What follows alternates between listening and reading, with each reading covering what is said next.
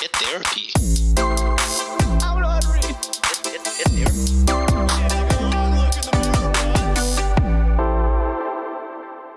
What's going on, WikiManiacs? Welcome back to a Wednesday live stream. It's your boy Josh here, joined with John. What's going on, buddy? Hello. Happy Wednesday. This is my last live for a month, motherfuckers. Let's go. Yeah, we switched up the lives the past week and a half here because Sean's he was away. Whatever. He's still away. I think he's still in New York. Yeah. Yeah. So he's like, I won't be able to make the Wednesday live stream that we usually do for our Patreon members. So we switched that to last week. So now we're doing the public stream this week. And that's how, that's how we got here. But yeah, what's going on, John? How's it going? Nothing much. Vacation season is in full swing. We got one last recording after today, and I am mentally checked out, baby boy. I don't blame you. Yeah, you're gonna have a good time. Sean and I will hold down the fort. Yes, you guys are. Or well, let us make an announcement. Jaina on Patreon was asking if this is the last live for a month.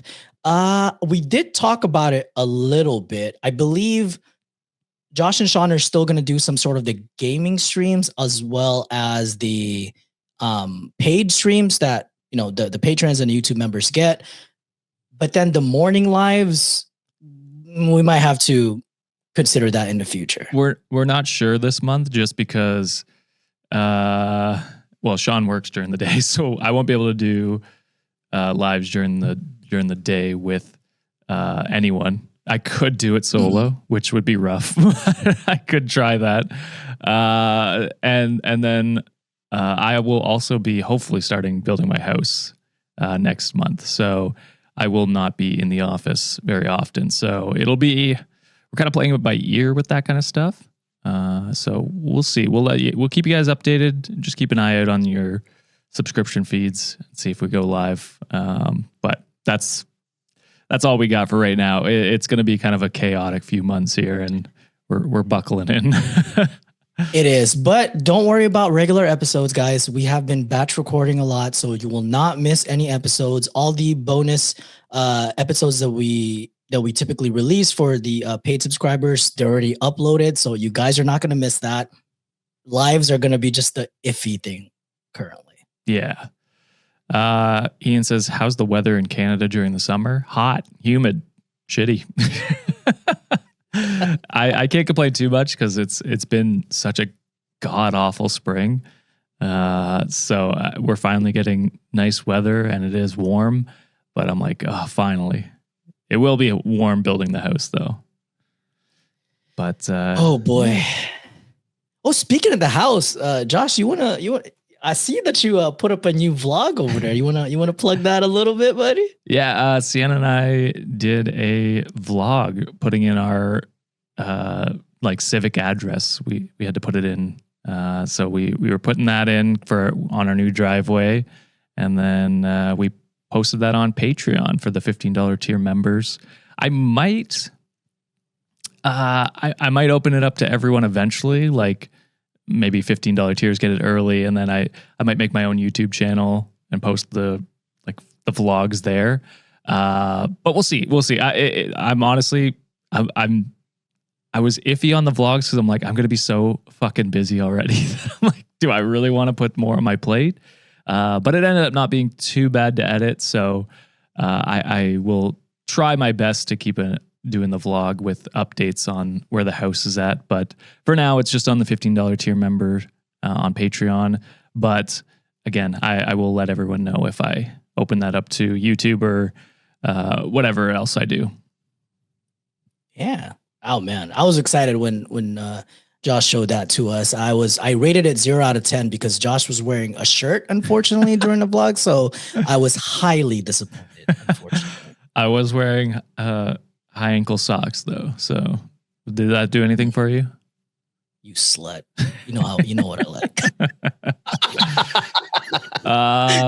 But yeah, so today we're going to be doing our last regular Wednesday live stream for a little bit. John, did you want to kick it off? I can kick it off. So I'm going to go for like a two-parter here, Josh. The first one that I'm doing, very low stakes. And the next one, I will do like just a regular story that we're doing. But I wanted to show you this post. And this one was sent by one of our WikiManiacs on our subreddit, r/Reddit on Wiki. This one was one for you and one for me. And it's a screenshot of a Google search that they did. Okay. And Sean's not here, but he does not like AI. And this specific person Googled because they said they were looking for a new podcast to listen to. First of all, shame. Why don't you just go back and listen to the other episode? I'm just kidding. But they Googled best podcasts that read Reddit stories. Oh, okay. And you know, sometimes Google does that AI overview shit, right? It does that. Gotcha. Do you want me to Google it just to see? Best. Well, it might be different because it will. They probably just got it at the same time.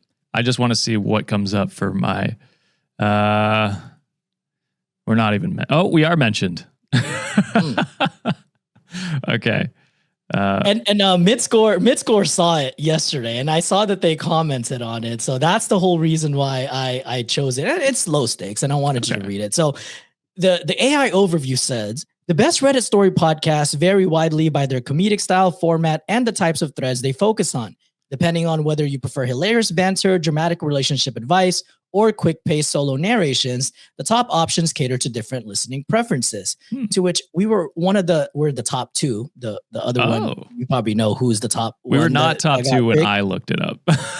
It might be different for everybody, to be honest. So we were there. Reddit on Wiki was number 2. And listen to this AI overview, Josh. You might get a kick out of this. Okay. Reddit on Wiki, hosted by Jacob and Kevin. So close. This show breaks down the wildest Reddit posts, internet drama, and Ask Reddit threads in a comedic, highly structured format that feels like a conversation with friends. Okay. Who the fuck is Jacob? I mean, that's us, John. I mean, sorry, Jacob. You're Jacob. I'm Kevin. Oh, I am Jacob. That's our Wednesday stream. Yes. It's Jacob and Kevin in the morning. Jacob and Kevin. It's our you GJ. Are my son, Josh. It's our GJ host name. Where did they get that from? I don't know. Kevin, I understand. That's what Midscore put on the comment section for this. Well, like, I understand Kevin because Kevin is my dog. Yeah. Who the fuck is Jacob? I don't know if we've ever named a Jacob. Ever. Even in the stories, I can't even think of a story that had a Jacob in it. That's crazy. And Karen, our Patreon, Kevin is more popular than John. Yeah, absolutely. Who the fuck does not like my dog? Yeah. It would make sense if like Ringo or Kara or, like any of our cats came up as well, but just some guy named Jacob. Who is Jacob? I mean, and then this is another thing why AI is stupid as fuck, because they said that we have a highly structured format. Are you kidding me right now? We're the most disorganized people in the world. Sean doesn't even read comments. How are we fucking highly organized? We might be the most disorganized Reddit podcast.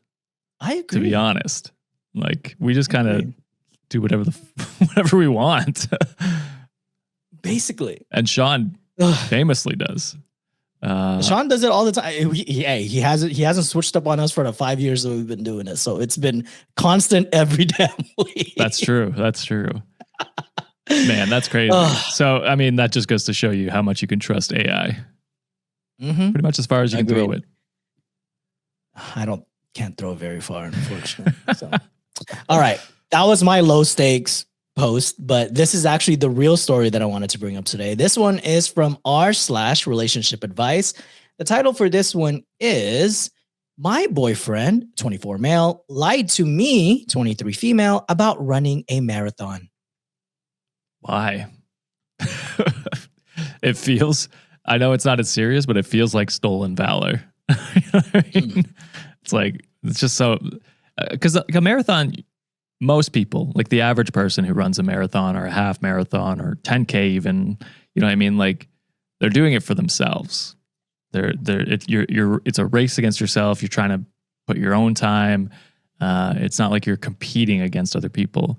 So to lie about that is just insane, in my opinion, because who cares? I don't think I can ever fully run a marathon. I did a half once, which was, I died a little bit inside, but It's impressive. full, hell no. Well, Yes. that was, I have a lot of injuries. So unfortunately, like that was that. And I'm big now. So I can't really do shit. I mean, Sienna ran a full marathon plus 2 kilometers, which is impressive. The 2 additional kilometers is extra credit. Like that couldn't be me. Yeah, getting lost on the trail because the signage was terrible, and then running an extra 2 kilometers in a marathon is crazy. I can't believe she did it. It's actually impressive. Resilient Sage in a comment section. It says the only thing I run is my mouth. Same, honestly. Oh God. All right. Story goes as this.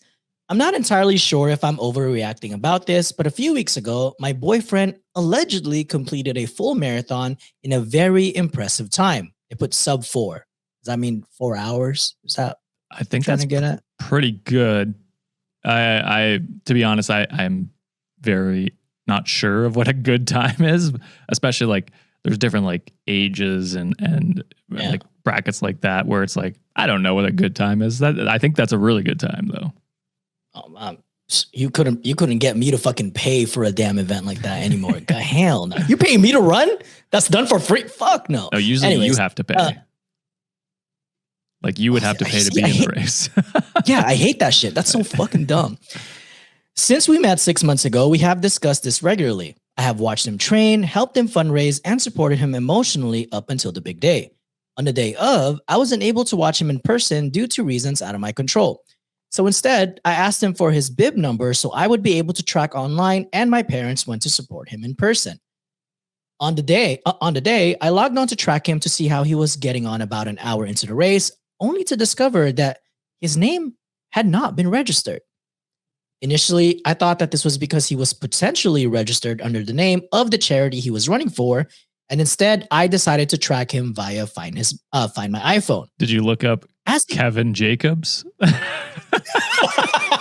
Maybe it was. That's gonna be our alias now. It's like, you know what? Don't send it to Kevin Jacobs, guys. Well, Ian in the chat said Jacob and Kevin's excellent adventure, and I think if we make a podcast, that's what should be called. Yes, that would be awesome. Yeah. Sean feeling left out again. It's like, what the fuck? Why am I not invited again? Well, they're just aliases. Anyone can be Jacob or Kevin. Yeah. As he went through, I continued to send screenshots to my parents of his location so they would know roughly when to expect him. I continued to check every half an hour and eventually noticed that about two-thirds of the way into the route, he had stopped at the HQ of the charity he was running for. His location remained there for 45 minutes. He then sent me a photo of him with a medal, claiming he had just completed the marathon.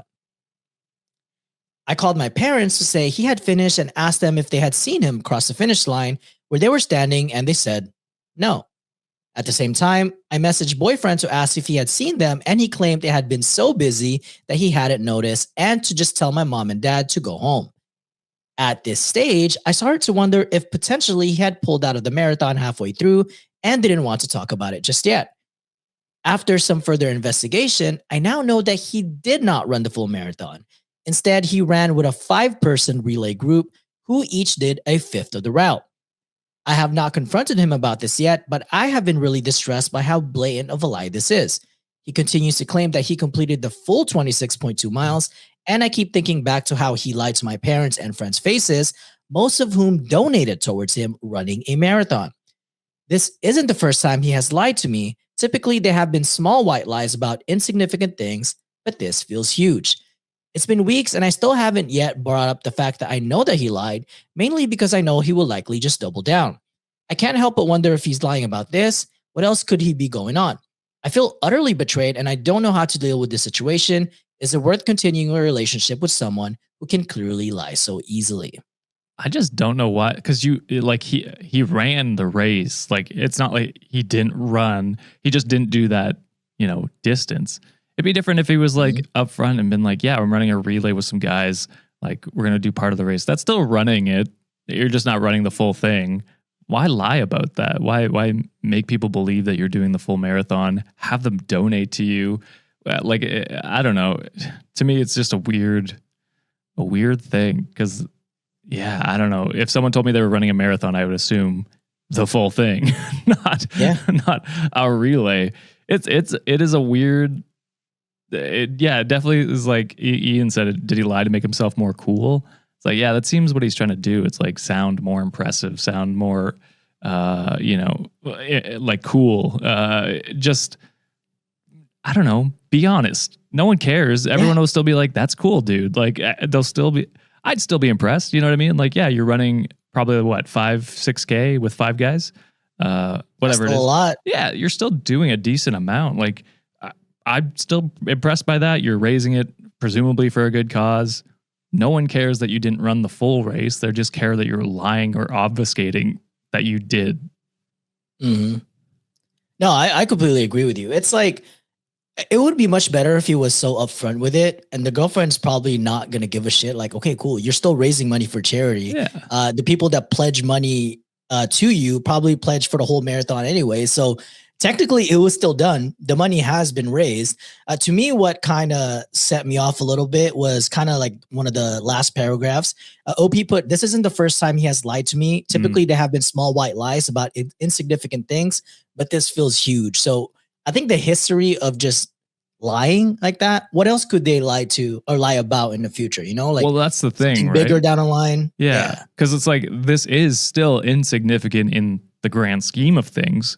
But it's like, if you're willing to lie about something like this, that is like so petty and like dumb, what else would you be willing to lie about? It's like, and if this is a repeated pattern, then yeah, I definitely wouldn't trust that person. Oh, I agree. And then Lori on a Patreon said 26.2 in 5 splits is just over 5.25 miles. There you go. That's like what, a mile short from being a fucking running a 10K. That's still pretty damn impressive. Yeah, yeah, exactly. It's like, there's no shame in doing that. So yeah, the only reason to lie is to, make yourself look more impressive, or I don't know. It's very weird. It's a very weird thing to lie about. Yeah. No, I agree. And a lot of people in the comment section asked, was it a scam? Like, did they take the money? So OP was able to confirm that. Top comment for this one that was responded by OP. Pixie Pop Bug commented, I'd make sure my loved ones get their money back and I'd leave him.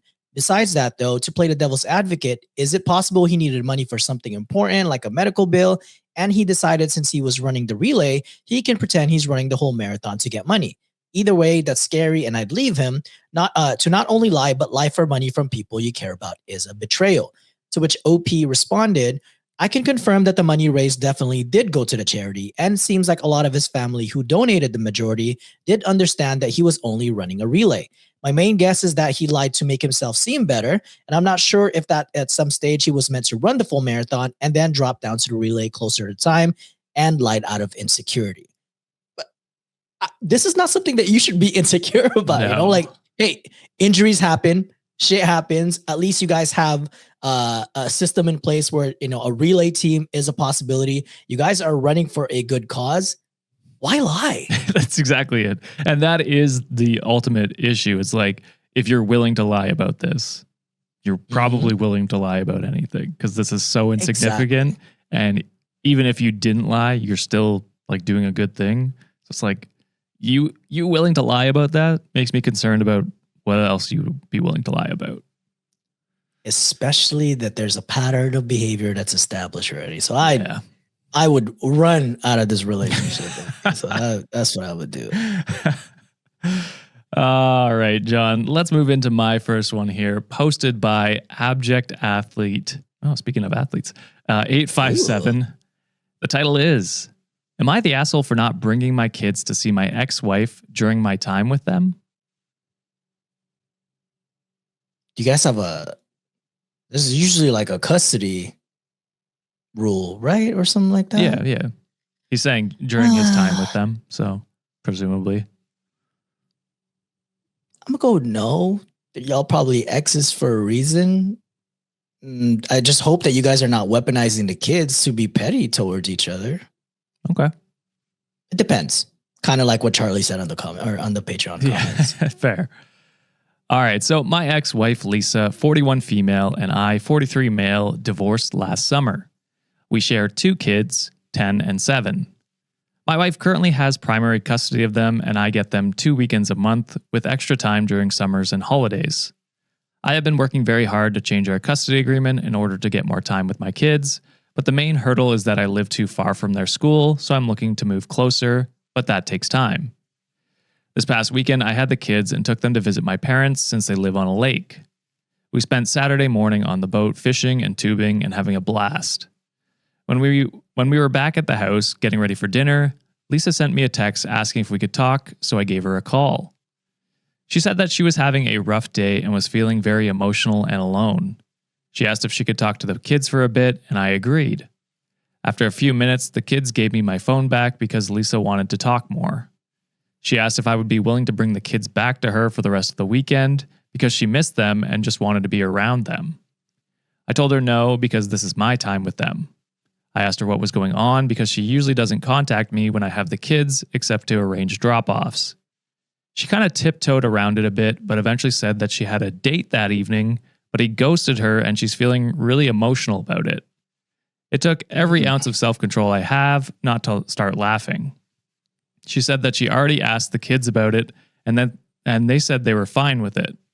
I told her that is some manipulative BS and I'm not going to sacrifice my limited time with the kids just because she got stood up. I reminded her that she has the kids much more often than I do, and I'm going to keep them every single second that our custody agreement allows. She told me that I was being a jerk and that if the kids wanted to come back to her, then I should let them. I told her that the kids don't get to make that decision, and I will be keeping them until our agreed upon drop-off on Monday, and ended the call.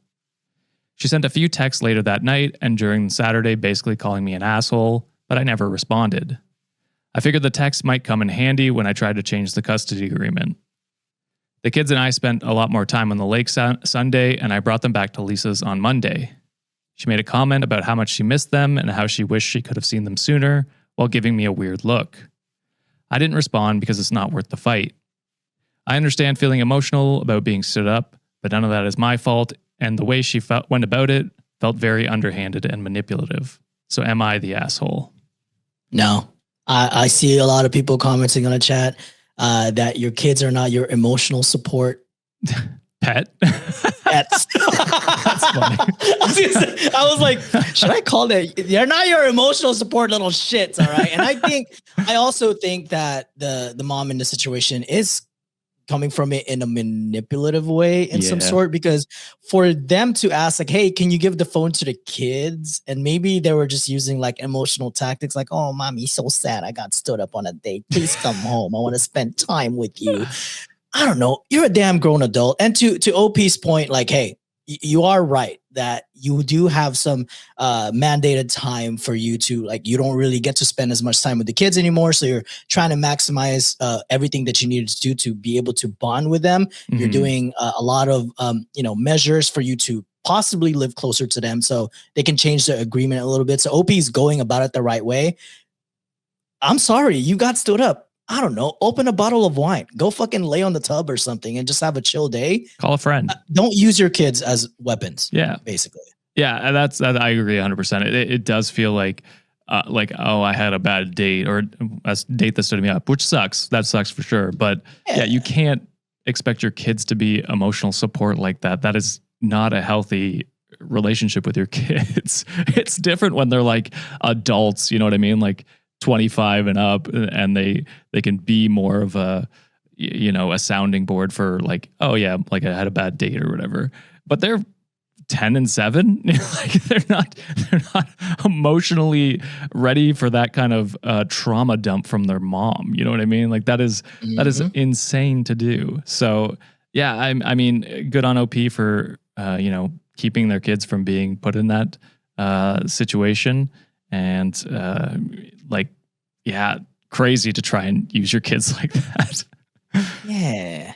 I don't know. It's just use that time to to do some self-care, girl. You got what is it, like a weekend that they're gone from the parents or longer stay? I don't know. go get you a massage, go get you, go do a solo date. Yeah. It's not the end of the world that you got stood up. Does it suck? Absolutely. But it's do you for once. Enjoy the time to yourself. Exactly. Well, it's like call a friend if you want to vent, or your parents, or something like that, where it's like someone who, is supposed to be there for you for that kind of stuff, not your kids. Yeah. Like use someone else and yeah, enjoy your weekend off and go spend some time treating yourself. Absolutely. Sorry, I'm hung up on Resilient Sage, who says Sarby calls them cum trophies. Jesus Christ. Wow. Sarby is unhinged. We do love Sarby. Sarby has the greatest names for things. Dude, Sarby streams, I'd be popping in there every now and then. Like the way every single person is probably just roasting him on a chat is the fucking funniest shit in the world. He seems like he's in a battle with this chat most of the time. Which is great. Shout out Sarby, man. If y'all haven't listened to some of the collabs we did with Sarby, we did one with him last year, and he also hopped in our charity live stream. Y'all go subscribe to him. He's funny as hell. I honestly think we should have him back on this summer. Maybe when one of us is away, we can have him on as a replacement guest. That'd be awesome. Freaking love Sarby, man. What a goat. He plays hockey too, right? I don't know if he still does. He used to, yeah. Oh. Yeah. That's sexy motherfucker. Oh, speaking of hockey, John. I still have it here. They're going to the finals, baby. Wait, they beat that one team that didn't lose at all? Yeah, they beat Colorado last night. They swept them. They swept them? Yeah. They're going to win the cup because nothing good ever happens. The world is a terrible place. Sarby can be our Jacob. That's a bit. We just have a bunch of Redditors and we call it Jacob and Kevin read Reddit stories. Let's start a call. You called all your fans Fred. So true. But I'm saying we have a revolving 2 people host of Redditors. Yeah. If you guys are listening to Sarby, clip this shit. He's probably gonna gush about we always say nice things about him. So we fucking love Sarby. Did I say right. Reddit deemed not the asshole? Good. For that story, Limrays said my issue is that she's putting it on the kids to be emotional support humans. They don't say pets, but not the asshole. So that was the sentiment from Reddit as well. And then we have a donation here from the blind therapist. Says, "Hey boys, love what you do so much. I finally took the plunge and became a rich. Finally decided to give myself a birthday present last year of my for the last year of my 30s. Love you, Josh, John, and Sean, spelled SCHOAWN because he's not here. LOL. You also did spell John wrong with JON. That's true. But missing an H there. Yeah. It's okay. We'll take it. We'll let it slide. But thank you, blind therapist. And then shout out BBJ, who gifted 5 gifted memberships. So if you got a gifted membership, let BBJ know and thank them. Yeah. Zanford in the chat. We're the Jacomaniacs now. Okay. Oh, God. It's the Kevin Club and the Jacomaniacs. Oh, all right. Moving on to the next story. This one is from r/entitled parents. Ooh, all right. And this one is titled, I gave my parents over $23,000 over the years, and they want more. Holy shit. That's crazy. Unless you've been renting from your parents for like a decade, I can't see how that comes to that much. That's insane to me. You know what's funny? Like this whole Jacob name, okay, so Juliet and I, we're not planning to have any children, right? But I was like, hey, if we end up having a kid accidentally, oopsie, I didn't, anyway. I was like, I wanted to name, because my grandpa's name is Jacob. Oh, so nice. That was one of the names that I wanted to name. If we end up having a boy, it would be Jacob. And then I'm a huge Kingdom Hearts fan. Okay. So if I were to name a kid, like I wanted to name them Jacob Kyrie, like because Ooh, I thought it was like a cool name. because of Kyrie And then Irving, no, the most respected not flat basketball earther. player. of all Absolutely time. not. Absolutely not. So that was like one of the names that I wanted. And then if it was a girl, like we wanted to name them like Jasmine, because that was the name that Juliet was supposed to have. Oh, She got that name, and then a combination of like my mom's name and my dad's name. So Jasmine Lynette was gonna be like the name. I like But that. of course, it's a 2-person decision what we're gonna name a child if we're ever having one. But I was like, I'm throwing those out there, just letting you know, Just in case. just in case, just in case. I like But those yeah, names. Those are good. I just thought it was funny. I was like, what the fuck? Hell yeah. All right, this one is again titled, I gave my parents over 23,000 over the years and they want more. I, 29 female, have been giving my parents money over the years. I don't even work, so technically my husband gave it to them. My husband is 56 and my dad is 61. Both of them are not working right now and my dad gets disability checks. In 2018, my parents did not have the money for property taxes on the family home. They waited until the last minute, literally 1 month before the house was due for a tax sale, to try to come up with the money. My husband, then boyfriend, took out a loan for $8,000 and sent them the money. They Ooh. did not return it, even though later they were in a position to. Oh, so they had the money. Yeah, I think I would have sent that money with a contract and been like, hey, I'm loaning you this money and have it signed. Because yeah, gifting money to relatives, especially ones who seem not great with money, dangerous thing to do. So yeah, you always throw a contract in there just to save everyone the headache. People are asking in the Patreon chat what the ages are. OP's 29 female. Oh, okay. The mom is 56 and the dad is 61. The boyfriend, the husband's age, not given. Wasn't it in the 50s? Just no, the mother is 56, the dad is 61. Oh, okay. Yeah. Sorry, I don't think they said any. I thought the boyfriend. I don't think the husband had any name or age. Okay, I thought the husband was whatever. 56 or whatever you said. No. I was also worried. Oh shit, where was I? In 2024, again, my parents were freaking out about not having the money for the property taxes, and my husband and I paid $10,000 so they would not lose their home. The total amount due was $12,000, and after reluctantly giving them the $10K, my mom asked if I could just pay the whole thing. I said no, and my uncle paid $2,000. Even after all this, my mom asked if I could pay the electricity bill for $1,200 because the lights were about to get shut off. I said no. Oh. I couldn't believe she would even ask after how much we paid.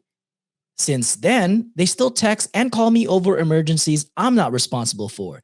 They need money for the internet bill. They need money for the water bill. They need money for whatever. And if I say I don't have any money, they tell me to use a credit card, and I don't want to. Oh boy. Yeah, OP, this is it's a little bit on you guys for not putting this in writing. Putting your foot down. Yeah, and putting your foot. Well, I'm okay with loaning money to family that need help, but again, it's got to be in writing that this is a loan, and whatever money is like, if you can't pay it back, I will take the asset from you, basically, because you know what I mean.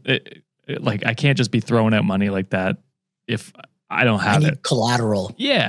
Like, they're taking out loans to do this. It's not like they're doing it like because they have excess money. You know what I mean? So, yeah. God. I told my mom a few months ago, I can't keep doing this anymore because it's damaging my finances and it's incredibly draining. She said she wouldn't ask me for anything ever again, and she didn't want to be a burden. That's emotional manipulation there, if I fucking heard of one. Also, you've been a burden. Yep. I don't live in the same state and recently came back to visit for my brother's graduation. The requests are still coming, and now they keep asking for $10, $20, small amounts. I guess they think I don't mind. My mom was out the other day and texted to ask for $14 for a Subway sandwich. I texted back I didn't have it, and she disliked the text. Later, she asked me for $2. I'm so tired. What the? That's so petty. It's just, and yeah, someone said, "Who's the parents here?" Kia and Chad. It's like, yeah, who is the parent? Like, this is something like I used to do as a teenager when I needed extra money. I'd be like, "Hey, can I borrow $10 or whatever, or what for my parents to go out for a Friday night dinner with friends or something like that?" Like, this is crazy. I think I'd go no contact with them because until they pay me back and apologize for putting me through this bullshit. Like, that is so unfair to use your kids that way. There's if there's one thing I dislike about being a Filipino is there's this toxic trait that a lot of Filipino families do, and it's just something that a lot of us had to unpack and like have a serious conversation with like our parents. There's this saying in the Philippines called utang na loob, which means like debt of gratitude, or like just like a sense of obligation, right? And a lot of Filipino parents, and thank God my parents are not one of them, they see kids as their retirement plan. I will say I don't know if that's just a Filipino thing, because I hear it's that very big with us. Well, like, I hear that everywhere though. A lot of people have kids just to be like, oh, well, they'll take care of me when I'm older, that kind of thing. Yeah. Like, well, that's not why you should have kids. Yeah, so I mean, it sounds like a universal thing, but this is a huge controversy. Like in our circle, we often talk about it too. It's just like that feeling of like, well, I brought you to this world, therefore you're gonna end up taking care of me in the future. It's like, no, motherfucker, like you chose to bring me here. I didn't ask to be fucking born. You guys also gave me the opportunity to live a life. I made a life for myself. And to your point, Josh, like if they needed help, I'm there. Yeah. Like, don't get me wrong. Like I'm one of the first ones to help out family. But when it becomes a toxic relationship like this, or it becomes like they're taking advantage of you, they're asking you to take out a loan because their dumbasses can't even properly plan. Who are the adults in this fucking scenario? Yeah. Take out a credit card to support me? No. I have my own shit to deal with, my own bills, my own, future I want that I can't finance if I'm financing you. You know what I mean? Like, it's crazy to me. Yeah. Lisa knows best. Top comment here. They put, send them a bill for the 23,000 you already gave them. Send it every time they ask for money. Shit got cut off. Keep sending it. Ask when you will be getting paid. Keep asking. Yeah. I'd actually go above and beyond for that. I know lawyers are expensive, but I'll put some sort of power of attorney or some shit like that, where, to what we brought up earlier, I'm asking for fucking collateral. Like, go ahead. I'll pay for this stuff right now, but my fucking name is going to be on that title. In the event that like y'all can't pay it off, that's going to be my shit. Yeah. Like, at the end of the day. I think that's what it has to be at this point. Cause it's like, it's one thing if it's a one-off, you're helping out a family member, you lend them a bunch of money, again, with a contract, and they pay you back immediately. And then they, like, a few years later, they ask you again. It's like, okay, I can trust you. You know what I mean? But this is like multiple times of you giving them large sums of money, them not paying you back, and then asking for more. It's like, I can't trust you. I need this in writing, and I need to know that if you can't pay me back, I am taking your assets. You know what I mean? Like, which is a tough thing to do to a parent, but it's also like, you also have to live your life. And if you're going to be financially destitute and in debt because of your parents, you need a backup, and their assets will be that backup. Facts. All right, John, let's hop into, we got one notification here. Lunessa 33 says, thank you for the reprieve today, guys. Wish me luck on finding anyone to watch my special needs son to keep my new job. I hope you can find someone to do that. Wish you the best of luck. Yeah. And congratulations on a new job. Also that, yes. All right, John. This one is cross-posted on our subreddit by Rose Tinted Monocle. And I hesitate to read the title because it kind of gives away most of it. So I will just, at the moment, title it Intimacy Issues. Asshole. It's not an Am I the Asshole either. It's a relationship advice, I believe. Damn. I will read the full title at the end, but we will hop into. BBJ, did you send a super chat? Yes, that was when they bought a bunch of memberships. Oh, I did not see it. John, do you have it? Oh, wait. Was it a super chat? Hold on. I'm looking. John's looking. Apologies. Oh, God. But yeah, I'll read the full title. Oh, here we go. BBJ member for 14 months is, that reminds me, Josh, as a fellow glasses, please buy your glasses online. They're cheaper and often better looking. Cough, cough. I use Zenny. Okay.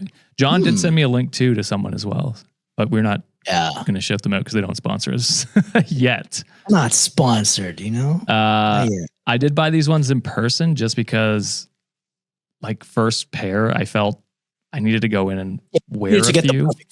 Yeah. And then, they did the shaping and stuff like that. So next time I'll probably buy online pairs whenever I need a new pair. But thank you for that.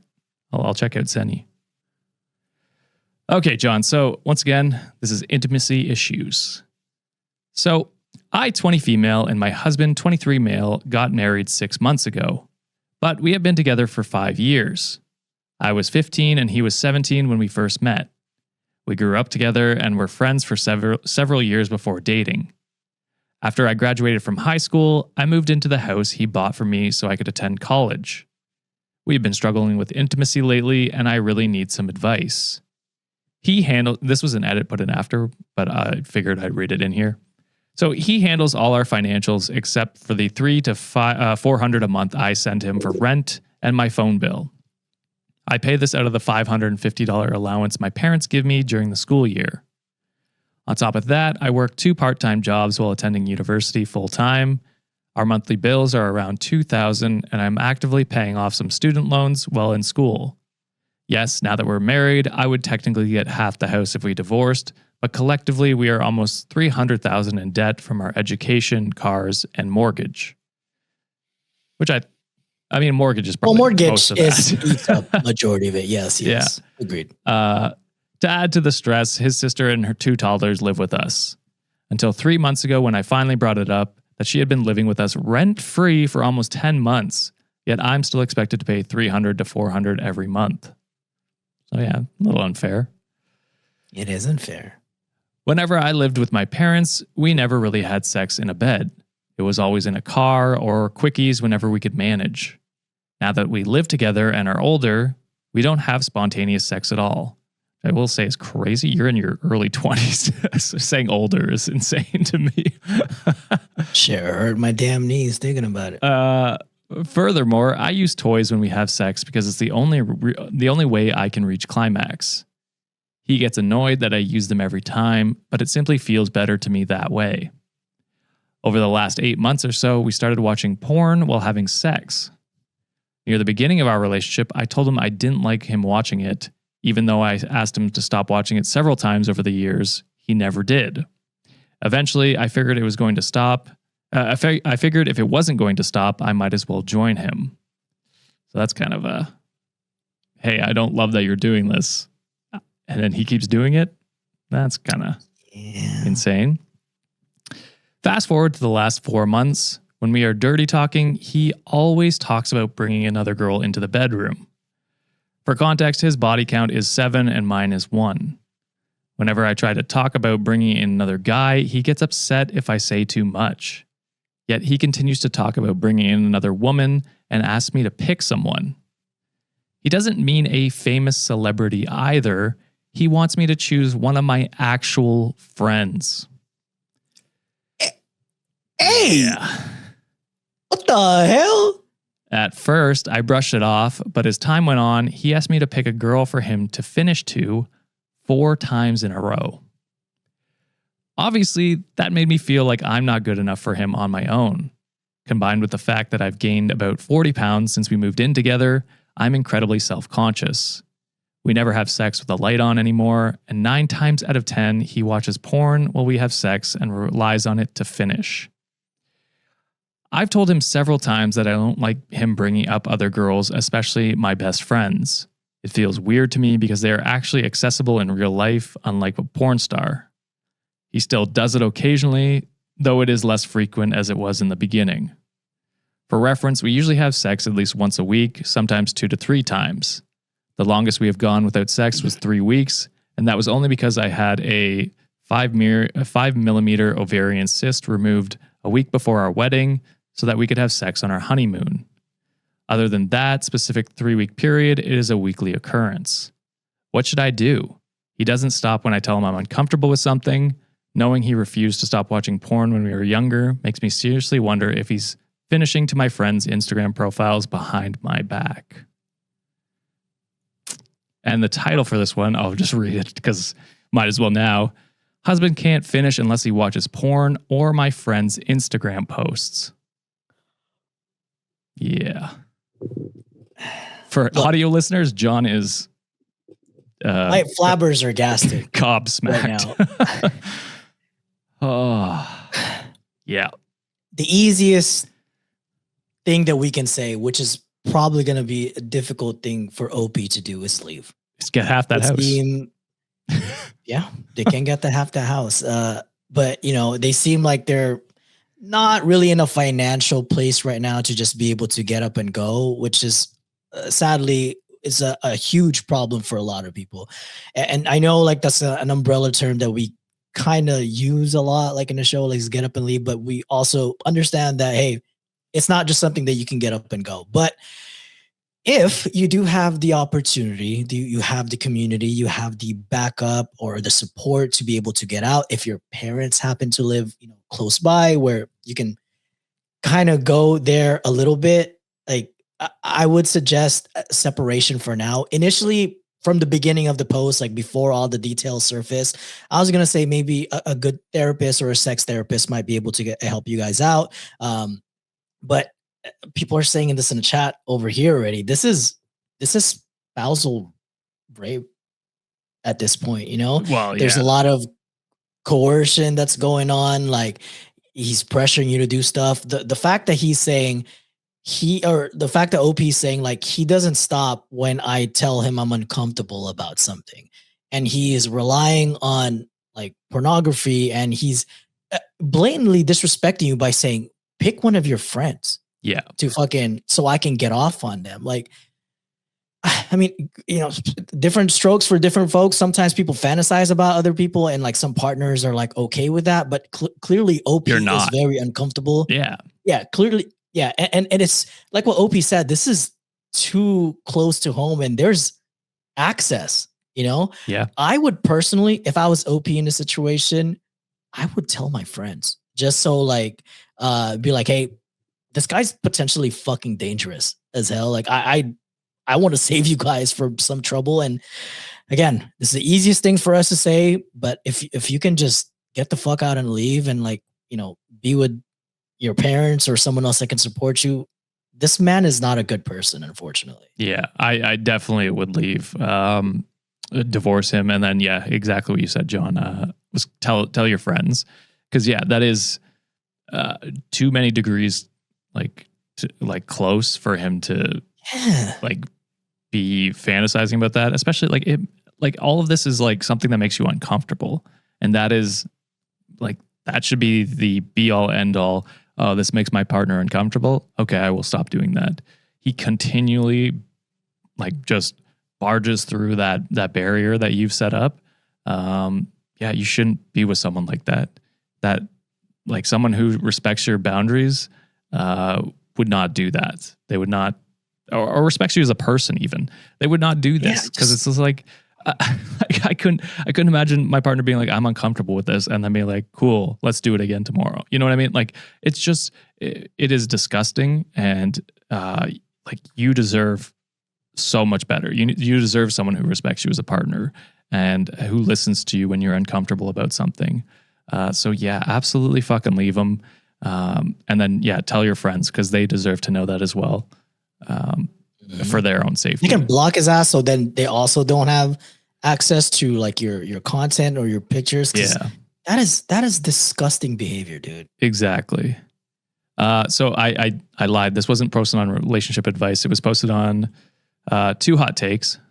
So shout out to Two Hot Takes, who was probably mentioned above us in the AI overview. They were the number one that was posted above us. They're vastly much more popular than we will ever be. Did it say that in the AI? That's tough if they said that.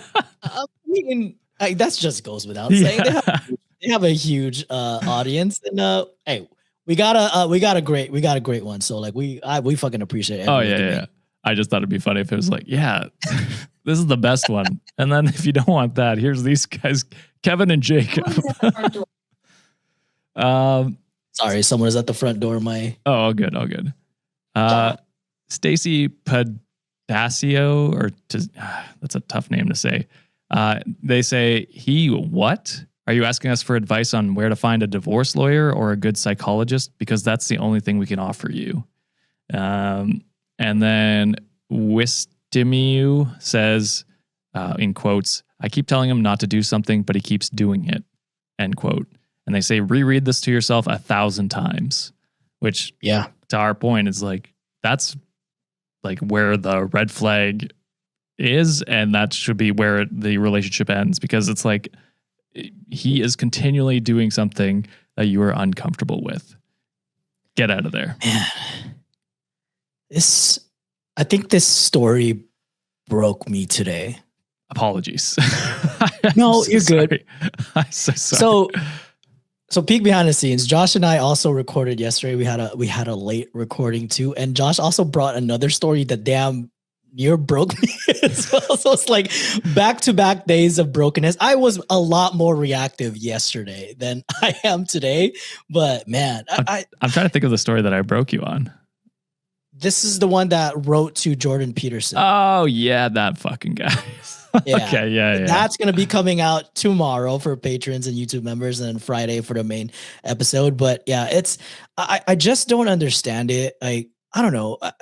I think I'm not trying to put us up in a pedestal or anything, but like I think as normal people, I think when we look at our partners and we just see them, like we don't see them as a piece of meat or a or something. We genuinely look at them as like, man, I fucking love that one right there. Like, I'm with her.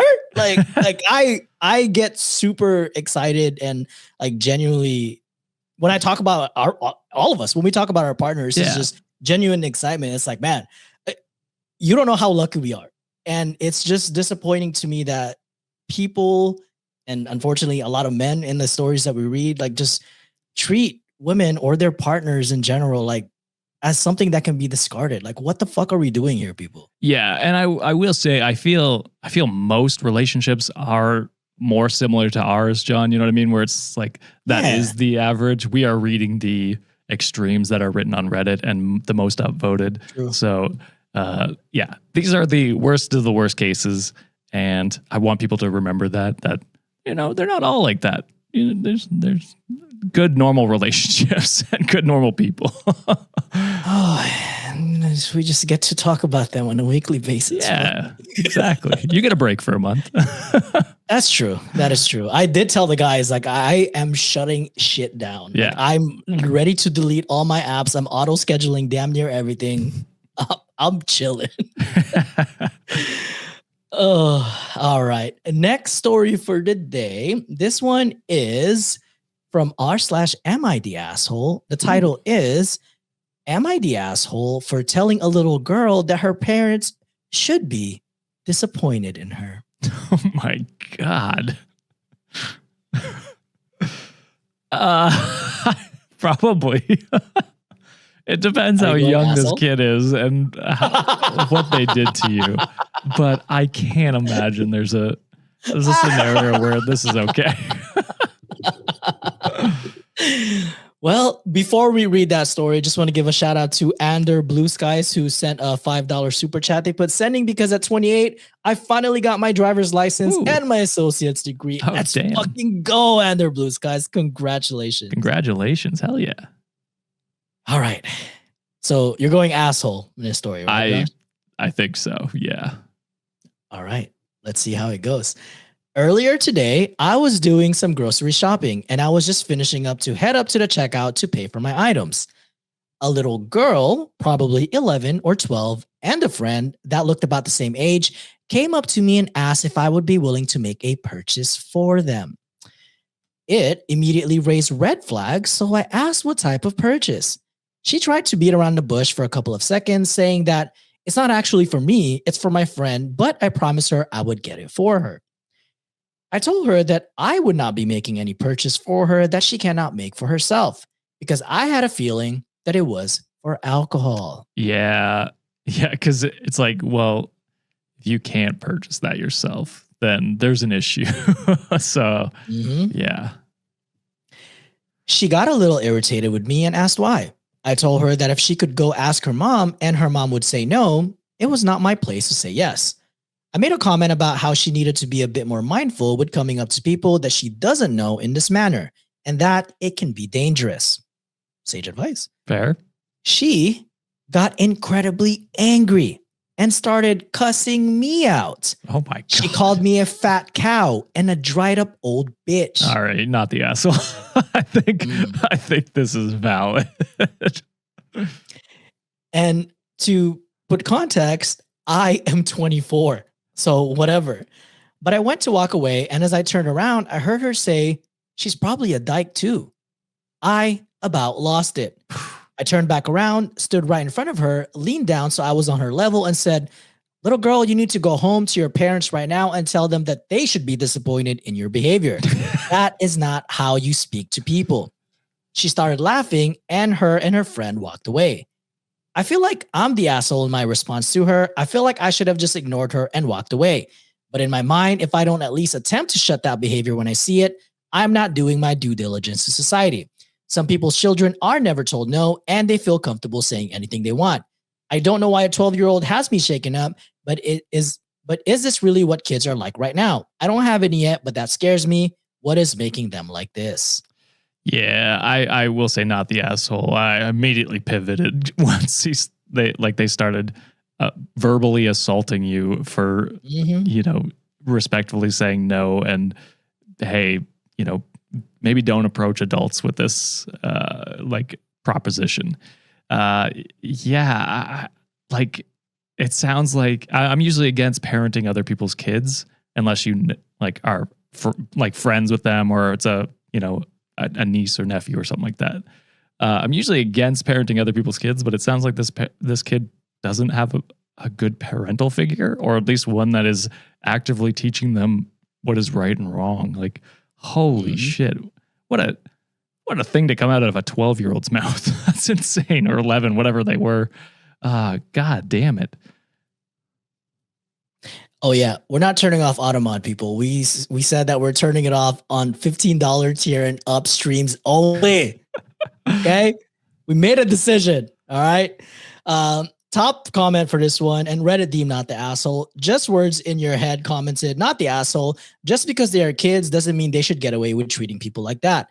My husband told off some teenage boys a while back, and they just got shittier. He said 10 out of 10, he would do that again because he's going to call out asshole behavior, whether it's adults or kids. And I'm that mom that tells her kids off in public for the added shame. If my kids are going to be assholes, I don't care where we are, they're going to get told. I don't care if people are staring and they're embarrassed, they should be embarrassed. I'm not raising entitled assholes. I will not stand for producing shitty people into the world. Yeah, exactly. And someone brought up this quote, which I think is the perfect time to use it. Where are the parents? Yup. You damn right. Also, where are the parents? I love BBJ's comment. I'm pro giving loose kids knives and teaching them Marxism.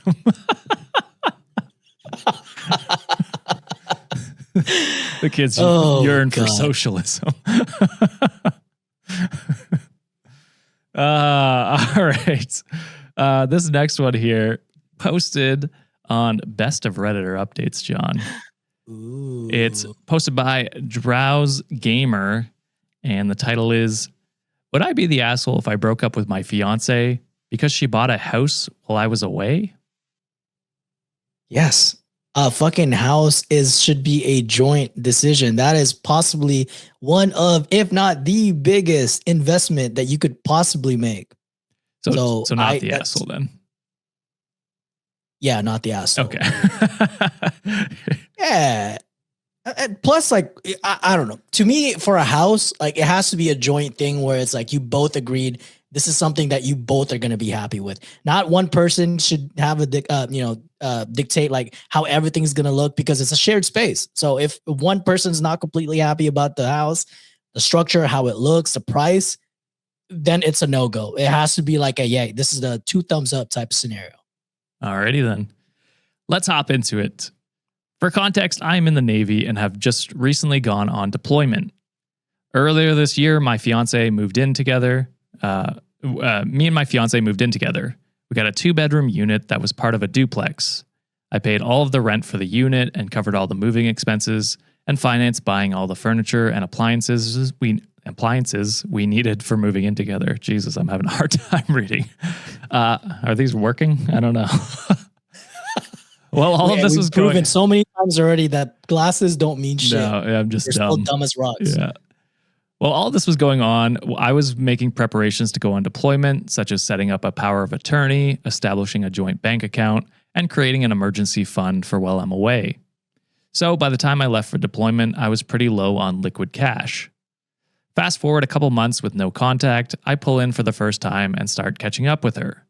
She tells me all kinds of stories about how the neighbors have been super annoying, how they don't take out the trash bin, how they have weird hours, how they are noisy at night, and how there are constantly new guests being invited over by the lady in the lower unit to spend the night. This was apparently a buildup because a few days later, she informed me that she had just signed the final closing papers for a little townhouse. I immediately had several questions, such as, but not limited to, am I going to be paying rent for a little duplex and we live in this townhouse? Why didn't you talk to me about buying a new place? When are you going to move in? Is there a mortgage on the new house? How much is the HOA? To which I was largely either ignored or told to mind my own business. It's tough. I have tried to be optimistic about this unexpected turn of events. However, this has become very frustrating for me. While I'm away, I can sometimes get email communications, and she did not even mention the home buying process once while I was out of contact. I've never been too connected with her personal finances, although I know she doesn't have a mortgage. Although I know she doesn't have enough for a mortgage. I think that's what he's trying to say. She refuses to tell me if the house was bought in her name or her parents' name, / how much of her money she used to buy the place, or how much the place was.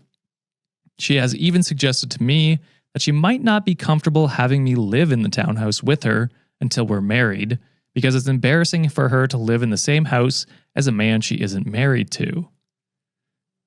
But she was okay with it when they moved into the duplex? This is weird. Interesting. So, right now, I'm still paying rent for my duplex, a large allowance to her monthly so she can buy food and whatever. And now I have finance. Shit, she got money. The fuck? And now I have finance for a new oven and decorations for the new townhouse. The proposed plan right now is for me to get a deployment letter to try and take advantage of Civil Service Members Relief Act to break my lease early. But she isn't even giving me a straight answer on if she will let me live with her in her new place, and when I try to press the subject, she gets overwhelmed and accuses me of not supporting her and not validating all of the hard work she is doing to make the new place livable. But if I'm not even living in it, what do I fucking care? Well, you don't even want me to live there. What are we talking about here? What? For context, our relationship has never been ideal. We have had large fights that could have ended the whole relationship, and both of us have done hurtful things to each other in the past, which is part of the reason why I have delayed marriage, mostly to see if we can work through our problems. But now I'm feeling like she's making moves to push me away, and that she may be preparing for a breakup, but keeping me around to collect a steady paycheck and finance her move/renovations. Then why do it? Don't do it then. Don't do it. Don't finance that. But on the other hand, we still have good moments together and laugh. We are still doing long distance dating, like watching movies through Zoom and eating together. We still talk about the future together and how the little garden is going to be so pretty, or how she wants pets and a fish tank. So maybe I'm overreacting. After all, I still love her enough to have gotten engaged to her. I'm still away from home, so my problem is further exacerbated by the distance and time zone shift. But would I be the asshole if I broke up with her for this? Part of me is terrified I'm going to come back with my accounts drained and my duplex emptied. The other part of me is worried that if I overreact, I could be throwing away this relationship.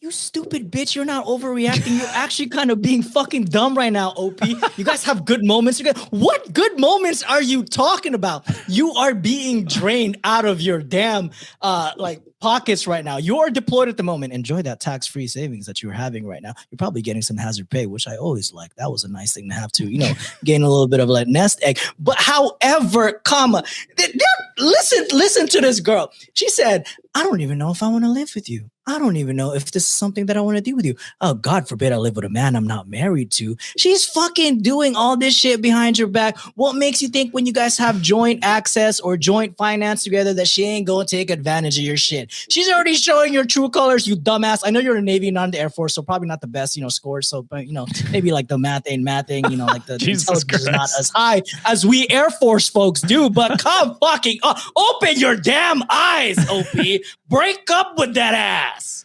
I love when John takes a detour from making a solid point to trash on other parts of the army. You're damn right. That rivalry is always going to live forever. Air Force will always be the best. Rose Chat Queen said, fuck you, Space Force, for getting more damn fucking budget now. Y'all are the new shiny toy. Y'all are the new fucking, golden child. Bitch, that's us. That will forever be us. Well, they're like the Air Force, but higher up. You know what I mean? Ugh, whatever. Rose Chat Queen in our comments or in our chat said, this is a situation ship. You damn right. It's pretty good. Yeah, go ahead and make fun of the chair force. You know what chair forces have? We're sitting on Herman fucking Millers, all right? That's what we enjoy. What do you sit on, huh? Little cots that fucking hurts your back, huh? You're damn right. That's why I joined that branch, because I'm a spoiled little bitch. Reddit deemed not the asshole, and OP provides an update 3 months later. So I broke up with her. I'll do an update post in the future, but the gist is that I broke up with her while I had contact during one of our port calls. I then came back and she had moved out of the apartment. I'm still figuring out how much all the damages are totaling up to since I need to get my car fixed, and she took some of my stuff too, like my TV and cookware. But besides those, it's not been too bad. I still have all my money in the bank, and credit reports have shown that no new credit cards in my name. So all in all, not as bad as it could have been. I mean, sucks you lost your TV and cookware, but Hey, I'm getting a itemized receipt. Like, you better give that shit back. Are you kidding me right now? You also paid for appliances and shit in the other place too. Like, yeah. I don't know. That's pretty shitty. And then update 2 weeks later. So first, I want to say thank you to everyone who took the time to read my situation. I wanted to see how things would play out before I finally closed the matter. Shortly after making the post and having some deep conversations with my best friends, I finally made the decision to take action. That next day, I went to the bank and revoked her power of attorney privileges and canceled all reoccurring allowances to her before I talked to her. I called her after I was done with all of that and tried to broach my concerns gently. The response I got was poor, to say the least. Despite my best efforts to be gentle, the situation quickly escalated until she told me that she had bought the new house because she didn't trust that I wouldn't kick her out, in her words. After it got to that point, I gave up. I hung up, silenced her notifications, and went to bed. I texted her the next day informing her how the power of attorney had been revoked and how I wasn't giving her any more money. Since she was on the lease, I told her if she decided to stay in my apartment, she would be responsible for paying half the rent if she didn't move out before I got back. I then muted her and did not talk to her again before I went underway. I finished out the rest of the deployment. We only got one more port call for a couple days on the way back from the mission. I took the time to call her to find some things out. She tried to guilt trip me by telling me how much she missed me and how she got hurt during her new work. I found out that during the call she was still living in my apartment. That day I messaged her again telling her that she was not welcome in my house and that she needed to get out and that we were no longer together before I muted her for the duration of my port call. I came back home in early May. She had moved out of my apartment and took all of her stuff with her. She also took a couple of things like my TV and kitchen appliances, but the bulk of my things were still there, so I didn't get legal authorities involved. My place was disgusting. It felt like it hadn't been cleaned since the day I left, so I had to spend 3 hours the first day back cleaning. I got done cleaning and found the shower was fully clogged. That's gross. That's disgusting. By the time I got back from the hardware store with a drain snake, the water was still standing. And when I went to bed, I found that the place where I normally sleep had a big hole stabbed into it, and her side of the bed had a big blood/pee stain. So I basically had to refurnish my entire house, which has been an expensive ordeal, to include a new mattress, TV, and kitchen appliances. Luckily, my bank account... What the hell is a damn blood stain and period, what? I guess. Unless you stabbed someone and killed them in your apartment. Oh, God. Luckily, my bank account is fine and she has no access to them, so I have no monetary issues. I still have not talked to her since I've been back, and I don't think I want to after I found out how she has treated me. It really sucks that things had to end this way. And that is the end. It does not suck that it had to end that way. You know what? Be happy that it ended this way, all right? You saw her for what she truly is. She was trying to mooch off of you and trying to say like, oh, I'm scared that I'm not going to have a place to live and I'm going to be kicked out. You were the one that was trying to kick them out. Ex-girlfriend. Yeah, you have a house. Piss and blood stains all over my damn wall, fucking up my damn shower, clogging the shit out of it, you disgusting pig. Yeah, go ahead and get her to work. Boo, I got a cut. Oopsies, it hurts. I went, fuck you. You deserve it. I hate that person so much. Yeah. Domestic OG in comments said, OP, did she buy that townhouse with the money from your shared savings? If so, 50% of that house is legally already yours. You say it isn't about the money, but she has done nothing but steal from you your entire deployment, trash your apartment, and stole/destroyed your property. Get your money back, get your equity from that house, if you paid money for it, and make this a complete legal break. OP responded and said, the money from our joint account did not go directly into financing the house. I drained every penny I could from the account the second I canceled her POA. If she did try to use any of my money, then it was through her own personal accounts, and I'm not going to try and prove whether it's my money, quote unquote, at that point. So that would be hard to prove, to be honest, but... I'm just saying, OP, most military branches have some sort of a JAG or a judge advocate group or whatever it is on like different branches. It's a free resource. I would go sue the fuck out of this person, to be honest with you. Oh my God. Just the damages alone, I'm like, yeah, you're paying for all this. I mean, that's fair. I do understand if OP is just like, I don't want to deal with all that. You know what I mean? I get the, because that is a mental load as well if they just don't want to deal with it. That is true. And then you have to deal with them in court too. He's just like, he seems like he's fine monetarily, and he's just like, whatever, as long as I don't have to deal with her ever again, which is also a good thing as well if you never have to deal with her. Boy, those deployment checks was hit. You missed those.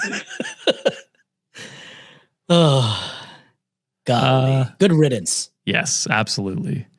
Shout out to Angie Laughs Inappropriately.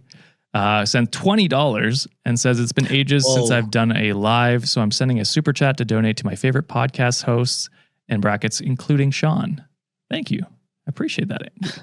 You have to include Sean or he will throw a fit. Oh, Angie laughs inappropriately. What does that mean? Like, do you have a certain, pitch to your laugh? Because I laugh like a damn hyena. So I'm kind of think it's curious. More she laughs at your inappropriate puns is what I was getting at. I think that's what I'm imagining anyway.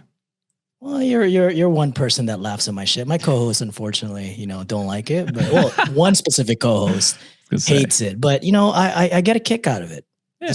Their disdain in my face is what brings me joy. What fuels my life. Wow, that's dark.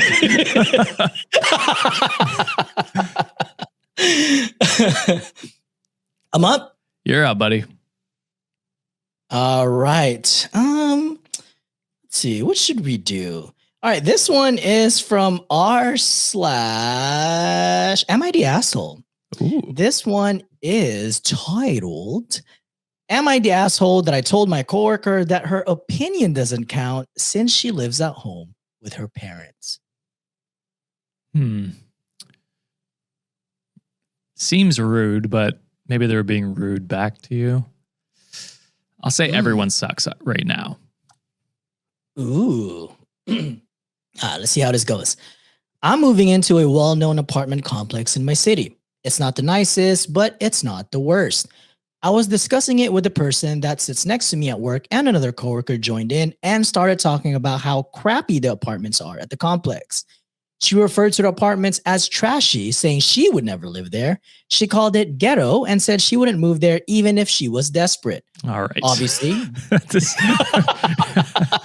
Holy shit. That's twice you've switched it up on me.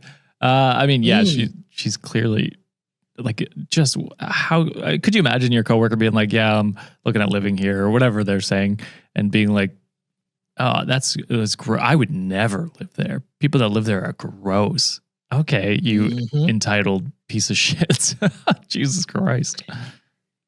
Obviously, this pissed me off, and this is the part where I might be an asshole. Instead of just telling her I didn't appreciate her saying that about where I'm going to live, before I could stop myself, I just blurted out, yeah, I'm not really interested in your opinion on my new place, considering you're 30 years old and live for free in your mom's basement. Is this a personal story from you, John? I could see you saying something exactly like this. I mean, I do retort like that, but you know, I will say it in a much more meaner way. When I insult people, I want it to hurt their very core. You know, when I insult someone, it has to get to a certain point where it's like, I want you to possibly go to therapy for the shit that you said to me. Right. Okay? When I hurt, I want it to hurt deep. I want to throw salt in your wounds. I want to make sure that everything hurts. You have an existential crisis to which you go back later on down in life. Maybe 2 years later, you're lying awake late at night, can't sleep. It's hot, 90 degrees in Texas or whatever the fuck you live. And you just think about that very moment that you insulted a 5'5" short king. And you were just like, why did I do that? I gave him the ammunition to fucking just nuke the hell out of my life. John, that's the type of pain I want to inflict to people. John brings a nuclear bomb to a knife fight. Exactly. Like, don't fucking cross me. Do not cross me. I have time. I have the energy. I'm nice for the most part, but if you're going to get assholey with me, I will rip your shit to a new one. Anyways, to continue with the story, I am medicated, so I'm a lot more focused today. So I like bear with me a little bit. I'm also like very caffeinated, so it's like double the dosage right now. So it's they're fighting each other. I'm having fun right now. Holy shit, where am I? Oh, instead of just telling her I didn't, I said that already. Which is all true. I didn't say it with a nasty tone or anything. I said it pretty flatly, but I still think it might have come across harshly. I honestly surprised myself by saying it, but I think I was just irritated and surprised that someone that doesn't even support themselves fully would make fun of someone for choosing the living conditions they can afford. After I said it, she turned bright red and refused to say another word to me. Now it's days later and she's gone to HR and said I was creating a hostile work environment. So am I the asshole? I think justifiable asshole. That's still a classification we can do? Yeah, I mean, like they were sticking their nose in your conversation and giving a very rude interpretation of a place that people live. You know what I mean? Like people live in those apartments. You are looking to live in those apartments. It's pretty rude to be like, well, I would never like those places. That's the ghetto. Like you're better than those people or whatever. It's like, okay, fuck off. You know what I mean? And then, yeah, you hit them back with something that's clearly sensitive to their, you know, who they are. But I think deserved, in my opinion. Some people in the chat, Hydrogenite and Kiana Olive, are saying like, I think everyone sucks here. I disagree. Justifiable asshole is everyone sucks, but it's just like, I agree with why you did it. You know what I mean? That's what justifiable asshole is. Not me, baby. Full blown out. To me, there's a racial undertone with the word saying hey, you're going there. That's hella ghetto. As someone who grew up in like the inner cities, you know, like that's kind of what, you know, people are saying like, oh, the place you live, National City, that's ghetto as hell. Anytime we would go to like a nicer school when we would play for sports and they're like, oh, it's the ghetto kids from National City. It's like, okay, wait a fucking minute. Like, we're just trying to survive here. Like, I'm sorry that we weren't born with a goddamn silver spoon here. Sorry, your ancestors took advantage of us, you pieces of shit. Exactly. So, like, to me, that racial undertone of like, hey, this place is ghetto. Like, to me, I'm like, hey, and this is another comment that people said, not the asshole, it's a valid call out. You have to do what you need to do, and being fiscally responsible can mean some hard choices. Given her own situation, she shouldn't be a judgy asshole. When you invariably speak to HR, it's worth pointing out that she made you feel attacked. She was the one that created a hostile work environment. And then below that, someone commented and used racially charged language like ghetto. Yeah. So if she was going to snitch on me in HR, I'm like, well, she started it. I was stating a fact. You were stating a fucking racist opinion that you had. Yeah. No, I agree with that 100%. I think she's definitely like in the like top asshole. You know what I mean? You know, there's a range to these things. And Justine Tells Stories says, I thought justifiable asshole was really not the asshole. In some instances, it is. In some instances. Yes. So yeah, I don't know. I think this one will hit differently depending on who you are. There is nothing wrong with living with your parents, but clearly this person thinks no, not in this economy. Like, that's encouraged. Yeah. You know what I mean? But if you're going to be a judgy asshole to me, I'm going to be a judgy asshole right back to you. I don't get, like, anytime like any of my friends or like anybody says like, hey, I just had the opportunity to move to a new place. That's a damn accomplishment. Like, that should be celebrated instead of being frowned upon. Like, okay, this is what they can fiscally afford. They're being responsible. They're not going to some high-end shit that they know like they can't go to right now, but they're possibly working towards that. Yeah. Why don't we just celebrate people instead of fucking, downing them for the accomplishments that they had? It's just stupid to me. Yeah, exactly. And it'd be different if like OP had asked for their opinion. I mean, like, what do you think of these apartments? Yeah. Coworker just butted in out of nowhere. Yeah, it's like, who is you, bitch? Like, we're talking to you. Okay. This is an AB conversation. Yeah. And then, the racially charged language underneath it all. It's like, okay, well, I definitely don't want your opinion now. You know what I mean? Like, you're just a piece of shit. All right, John, let's hit the next one here. Posted by Amy Steak 12, and this was posted on r/wedding shaming. Ooh. And spoilers, my last three here are all from r/wedding shaming. Nice. Or wedding drama, that kind of subreddit. So the title is, the owner of our wedding venue in the middle of nowhere bought one of the only local Airbnbs and will be charging $2,000 a night. Oh, death to Airbnb. That's another shit that I hate. Yeah, I agree with that. Golly. Just hiking the prices up in cities. My God. Yeah. All right. So my fiance and I are getting married at a venue in the middle of nowhere, Florida, 30 plus minutes away from any major city. And there aren't a lot of great Airbnb options except one or two. We are planning on staying in the same Airbnb as our family, and we were very excited because it's an historic Victorian home with 5+ bedrooms, and it's giving wedding vibes, unlike any of the other few Airbnbs in the area, which have the very basic Florida vibes and aren't big enough for everyone to stay in. That whole paragraph is one sentence. That's crazy. Yeah. We've been reading a lot of those. Like, oh my God, we need to catch our breath every time. Then we noticed that it wasn't listed anymore, and we did some online searching. We then found out the owner of our wedding venue had bought the place to have it as an option for couples marrying at her venue. We were so excited. That is until we talked to her, and we learned that she's upping the nightly rate from $600 a night to $2,000 a night.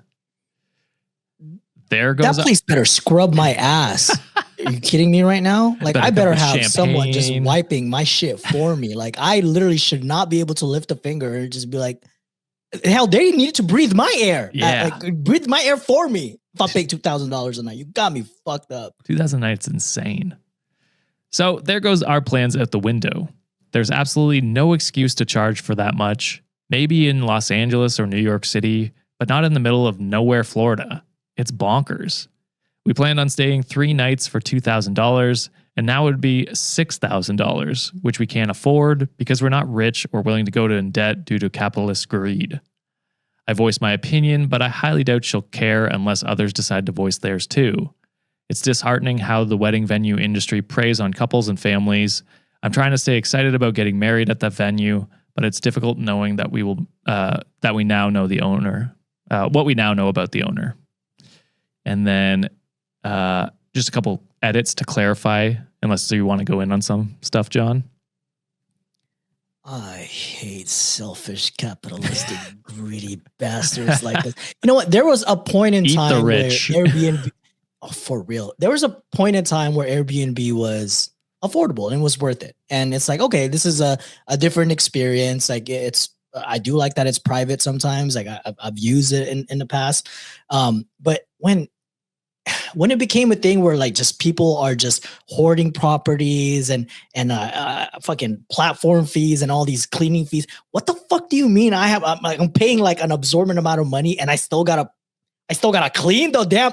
What are you talking about here? This is stupid as hell. Yeah, I honestly nowadays, like whenever I go anywhere, I strictly look at hotels because it's cheaper and you get a meal with it, usually like a breakfast. Yeah. It's clean for free, like it's included in it. It's usually cheaper. So it's like, I don't know. Airbnb is just people are out of their mind with Airbnbs nowadays. It's predatory. Dude. Yeah. Like, come on now. So edit to clarify some things. The question, why didn't you book it earlier? So we found the Airbnb months ago and the previous owner told us we had to wait because they don't accept bookings 12 plus months in advance. As of May, it is 12 months, which is why we are going to book now. Either way, it doesn't matter because the new owner canceled all existing reservations anyway. They're all void now, which I did not know you could do. That seems illegal. Where was the property at? Florida? Florida somewhere, yeah. Oh. So they probably have whatever rights they want. To answer the question, 30 minutes away isn't the middle of nowhere. I realized that, but it felt out of the way and inconvenient after a super long day. We will likely rent a party bus to take us and our family. So thank you for that suggestion.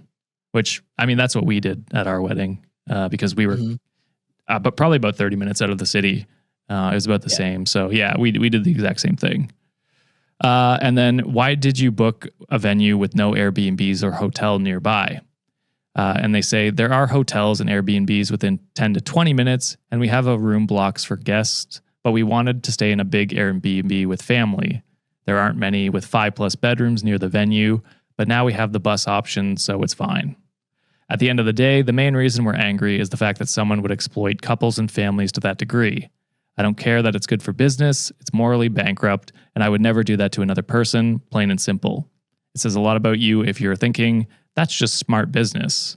I wonder why the economy is so bad, right? It's because people who have that mindset, which I appreciate that last comment. Greedy fucks. And I know we'll probably never, ever get opportunities for sponsors like this, but man, I fucking hate Airbnb. I fucking hate Ticketmaster. All you greedy fucks who does dynamic pricing for anything just because, the demand this, the demand that. Fuck all of you. I hope. I'm not going to say it. I'm going to get demonetized. Shout out Luigi. Bring back the guillotine. You know what I'm saying? Man. All right. Shout out to Kelsey Ann 98 who sends $10 and says, hey guys, lost my $15 patron status due to moving out and adjusting money. Sad face.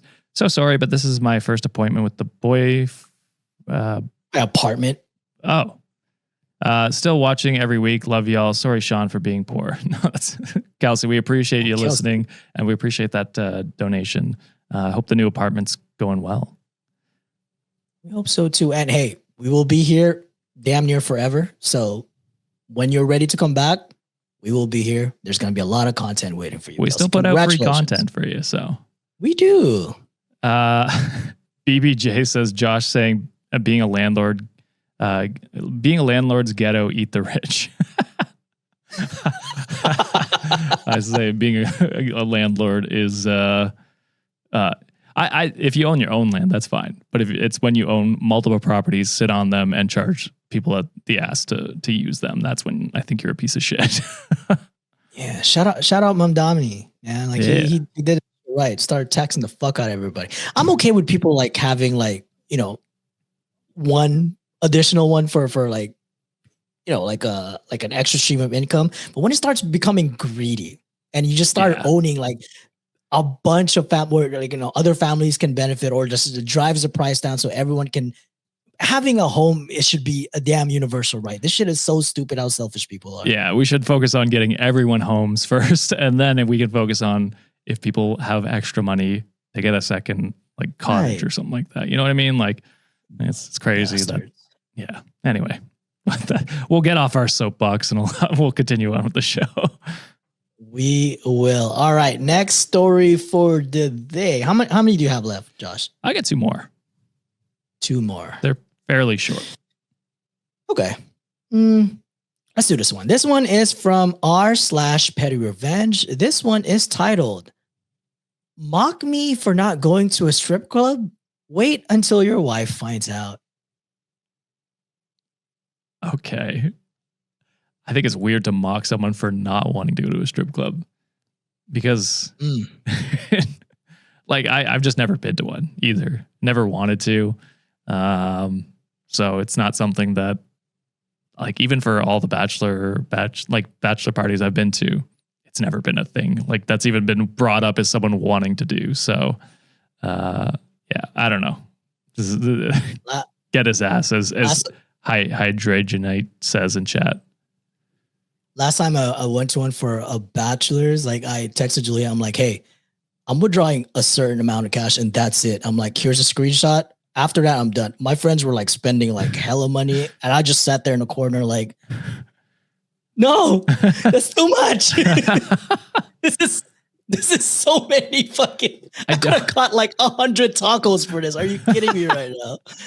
That's all I was thinking about. I'm like, stop it. I couldn't be having so much. John leaves, comes back with tacos in his hands. Meat sauce dripping down his head. Anyways, story goes as this. A bit of a backstory, but it makes the revenge even better. I've worked in software sales for the bulk of my career, and about 10 years ago, my company was hosting its annual user conference in Las Vegas. As a sales guy, I pretty much had carte blanche on expenses as long as it involves clients. Expensive dinners, drinks, tables at clubs, etc. The only unbreakable rule was we couldn't pay for strippers. Okay, I was going to say insane if you go to the strip club with a company card. That's crazy.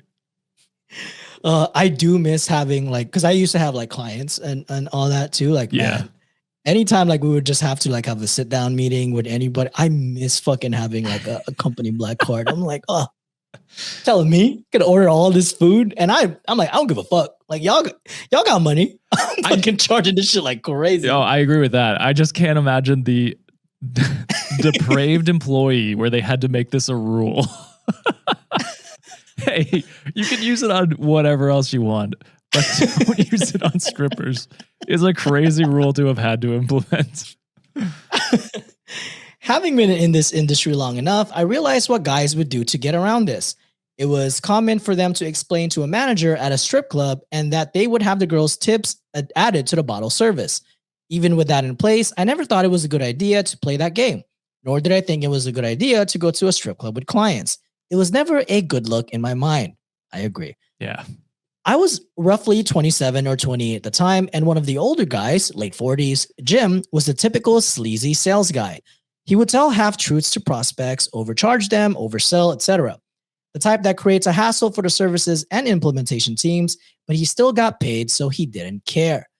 And when he got to Vegas, Jim would go crazy entertaining clients and himself. Sometimes he would go to dinner by himself, but say some senior VP was with him.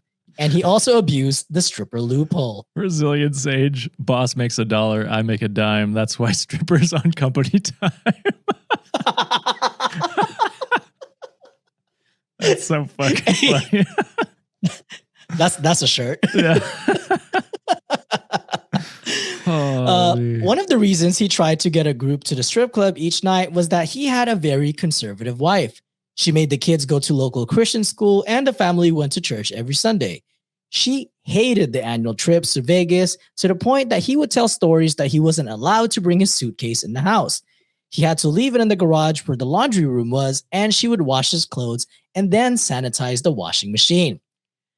On the last night of the conference, he organized a shuttle from one of the big strip clubs to pick up from a group. There were some open seats he was trying to fill to meet the minimum commitment for a free entry to the club. Jim saw me speaking to a client and invited us, and I declined.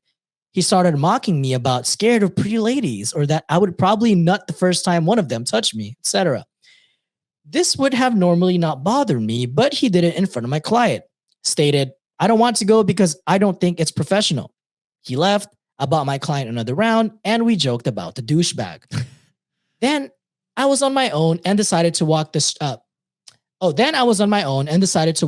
a bit and head to bed early due to an early morning flight. If you've ever been to Vegas, there are people on the sidewalk handing out cards that are essentially ads for escorts. They legally can't speak to you, so they slap the cards on their hands to get your attention. And after a few drinks, I started taking a few. Fast forward to the next morning, when Jim and I were sitting in the airport waiting for our flight, he had stayed out until 3 or 4 a.m. and was a complete mess and totally hungover.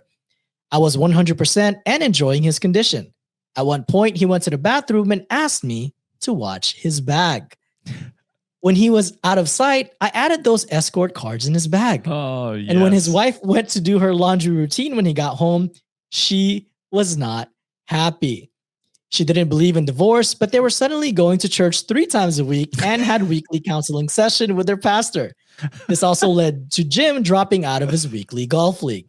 He was telling us all a story at the office looking for sympathy, and he swore he never took those cards, but couldn't remember since he was so drunk. Oh my God. He's going 3 times a week to pray the strippers away. Holy shit. That's some good karma. I mean, insane for him to say that to you as another employee, like just saying that to another employee. You know what I mean? Like, oh, you probably come the first time someone touches you. You know what I mean? Like, what a crazy thing to say to a coworker. Like, that's reportable to HR immediately, right? Right? Wait, sorry, say it again. Sorry. Like I was reading comments. Oh God, of course you were. Like the thing he said where he's like, oh, you'll probably come the first time someone touches you or whatever. Oh, dude, that's sexual harassment. Dude. Yeah. Like, what are we talking about here? That's what I mean. Like, it's just immediate reporting to HR. Like, just crazy thing to say. Fucking, oh my God. Top comment for this one. This was pretty funny. Small Town Avocado commented, what happens in Vegas doesn't stay in Vegas. To which Palm L commented, I work in a medical lab. We tried to get team t-shirts with what happens in Vegas gets tested here. Management didn't approve it. I mean, yeah, I don't blame them. Dude, that fucking line was that company makes, what was the person that said the strippers makes a lot? You said it earlier. I just forgot. Like my boss makes $1, I make a dime. That one? Yeah, the company time. Buy strippers on the company time.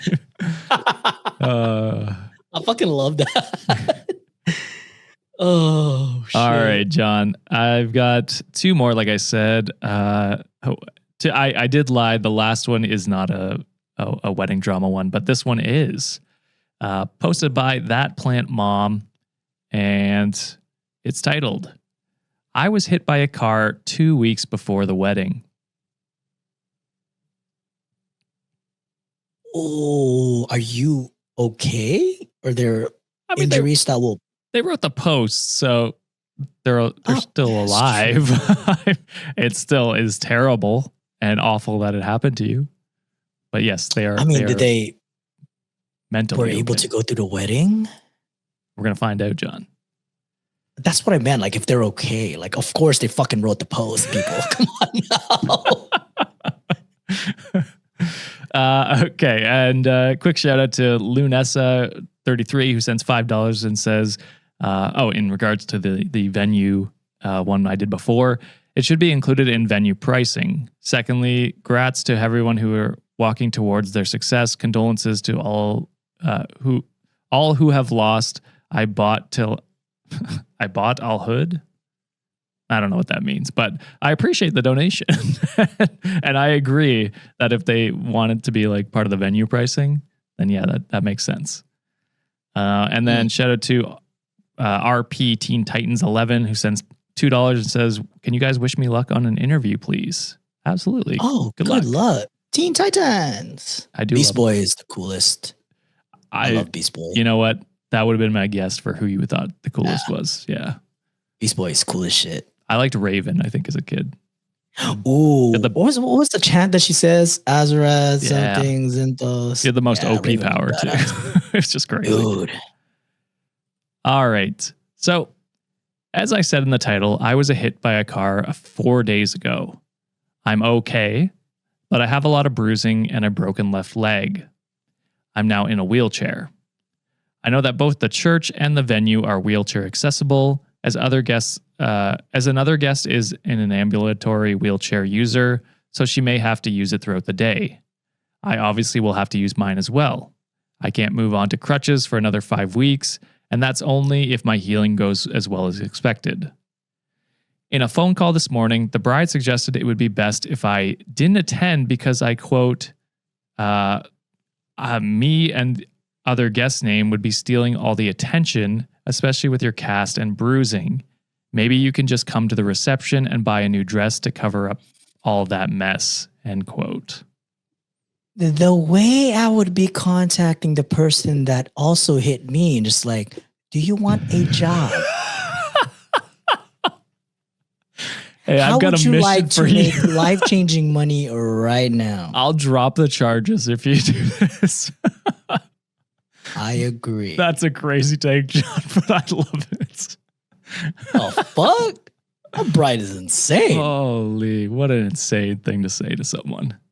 Especially who's supposed to be your friend who's going to your wedding. Dude, you know what I mean? For real. Like, it's not like she asked to get run over. You know what I'm talking about? Yeah. Like, this is stupid as hell. But the bride is now asking to get run over. I'm saying job opportunities. Absolutely. In this economy, everyone needs a side hustle. Yep. So my bruising will have gone down hopefully by then, but I was already planning on hiring an MUA to help me better cover them too. I assume, I don't know what that is. MUA. Chat, help me out. And we'll continue reading and then we'll figure out what that means. I've already tested the dress I was planning to wear in my wheelchair. Only my ankle and foot are visible. Artist. Oh, thank you. Yeah. I'm still trying to. Only my ankle and foot are visible in the dress. I'm still trying to think of ideas to hide the rest of the cast the best I can, but it's always going to be somewhat visible, especially due to the size of it is and how bulky it is. I have known the bride since we were in preschool. We stayed friends throughout primary, secondary, college, and even being at university, 400 plus miles apart. And honestly, if a leg cast and a second wheelchair user is going to be what ruins her wedding and our friendship, I think I'm better off not going and cutting contact. Which I agree. Like, you have to be so damn egocentric to think that the attention is going to be on someone else when it's your damn wedding day. And for you to say that, like, oh my God, we've been friends for a long time, but I'm sorry, this person did not ask to get hit. Like, who the fuck wants to get run over like 2 weeks before who the hell wants to get run over for anything? Yeah.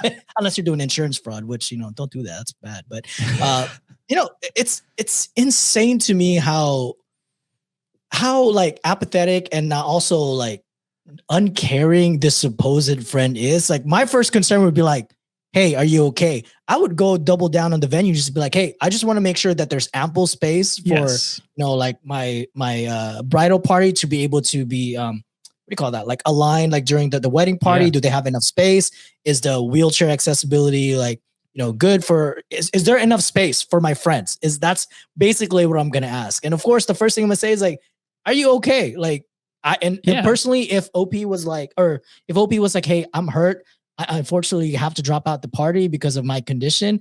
As that friend, I'd be like, hey, I totally understand. Like, you didn't ask for this shit. Like, this isn't I would drop the person. To that point, John, like one of my best friends who was supposed to be there at my wedding got very, very injured like a few weeks before our wedding. And it sucked because I was like, I was very upset. Like, I wanted to, like, we were worried for his health. Like first and foremost, we were like, holy shit, like, are you okay? And like worrying about him and just if he was okay. I didn't even care about the wedding at that point. I was like, yeah, like whatever you need to do, dude, we want you to be all right. And then we were like, obviously upset that he wasn't there because it's like, yeah, I would rather my friend be okay and be at my wedding. Like I you know what I mean? Like I'm worried about their safety. It's like for this to be your first thought is crazy as a friend, in my opinion. Just fucking insane.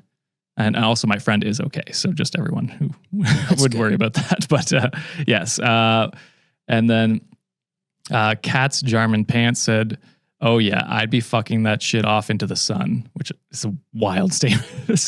Stay at home with a massive pizza and Netflix and the block button. If she thinks her wedding will be overshadowed by a woman in a wheelchair and a cast, then either her wedding is going to be the biggest non-event in history, or she's the most insecure person to ever have been born. Both of which are things you can happily live without. Ditch, and ditch again.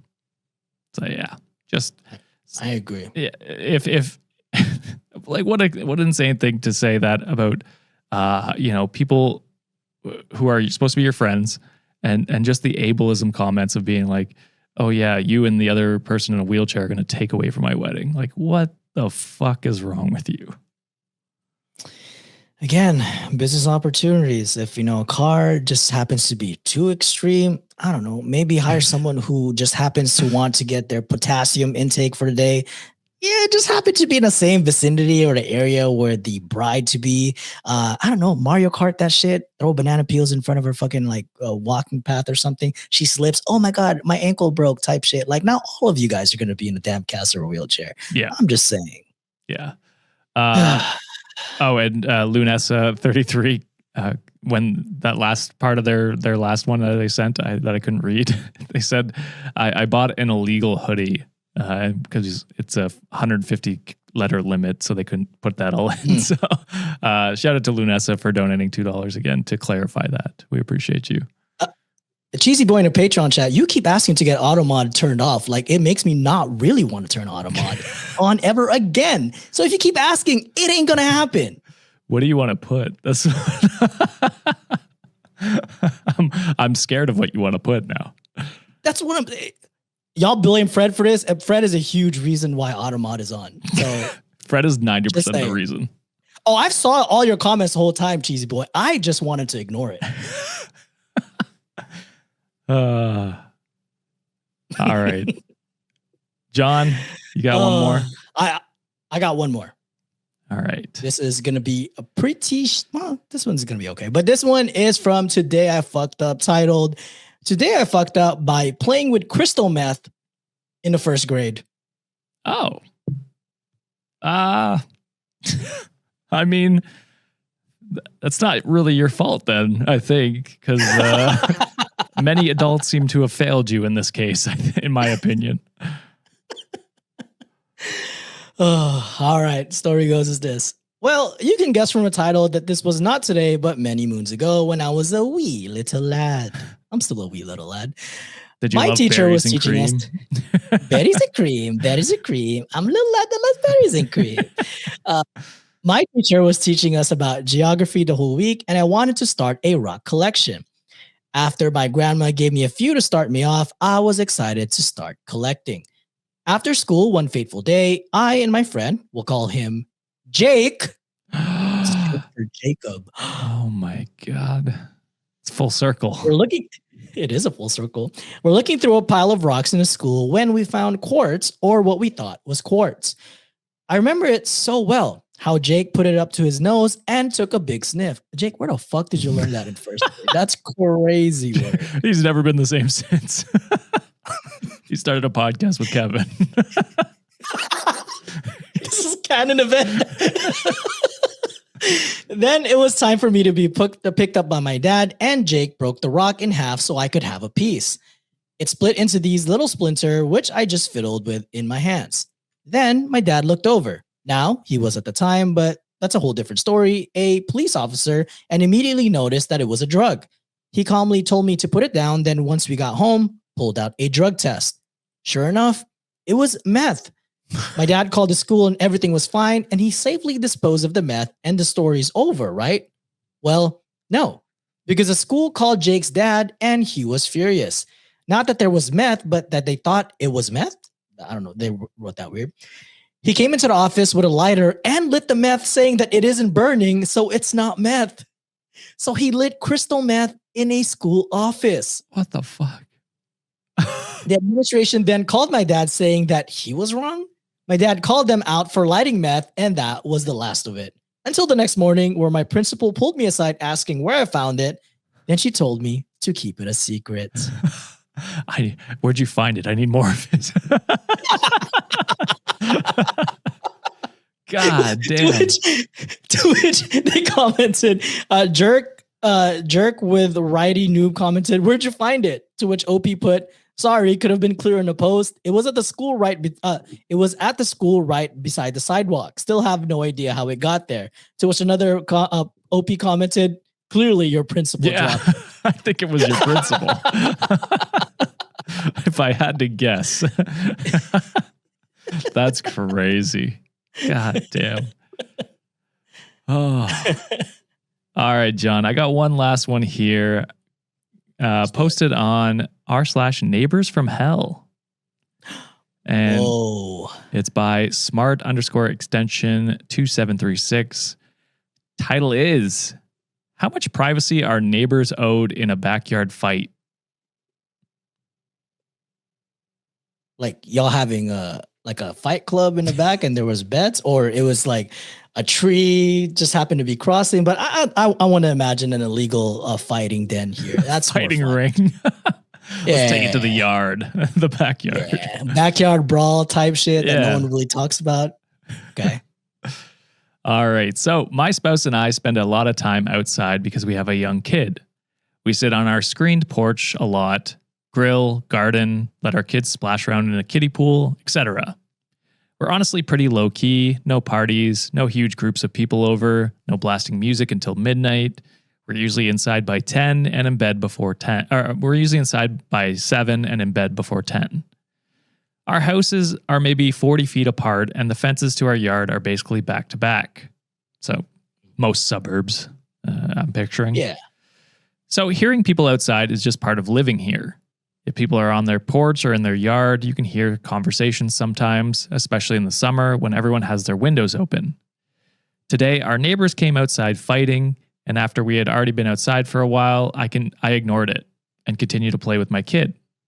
When all of a sudden I hear the neighbor yell, "These nosy fucking neighbors won't go the fuck inside so we can fucking talk." The thing is, we were literally already outside minding our own business before they even came out there. We weren't sitting there trying to eavesdrop. Trust me, given the option, I wouldn't be playing here. I wouldn't be out here playing floor is lava in 100-degree weather either. But here we are. I mean, yeah, I'd be lying if I said we hadn't overheard their fights before, because they fight outside a few times a week. If somebody is yelling, locking each other out of the house, slamming doors, and peeling out of the driveway next door, people are going to hear it. We just ignore it and continue about our business. But I'm genuinely confused by the expectation here. Are we supposed to pack up our kid and go inside every single time they decide to have an argument on the back porch?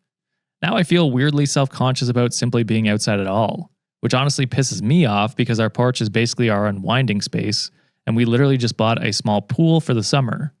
Am I crazy, or is it unreasonable as hell to expect neighbors to leave their own yard so you can privately argue outside?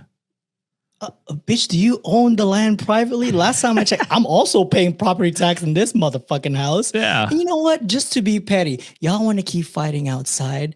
Y'all keep doing that because now I'm monetizing this shit. As a matter of fact, I'm recording the fuck out of all your arguments. I'm going to happen to upload this shit on YouTube. I don't know, maybe learn to do some animations and shit. So every single transcript that you guys are having during a fight is going to be in some sort of a form of an entertainment content. Go ahead, keep fighting. I'm going to get rich. So by the time that my YouTube channel blows up, I'm going to move the fuck away from you guys. As a matter of fact, I might even buy your house because I'm going to be that rich. So that way y'all can fucking argue anywhere else besides my ear or listening proximity. Y'all can kiss my ass. You don't own this shit, but keep fighting. so then I can record you guys. Thank Is you. World Star still a thing? I'd post it on there. Oh, this will definitely be up in World Star. Go ahead. Talk about all your illegal shit that y'all probably be doing. I don't fucking know. I don't care. Just so you know, I own this place.